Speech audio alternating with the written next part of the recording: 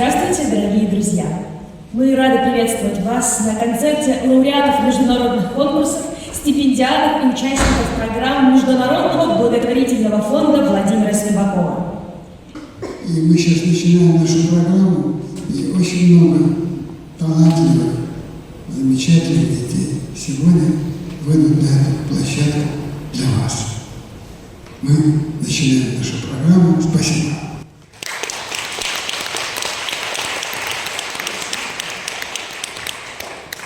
И открывает первое отделение детский хор «Нова».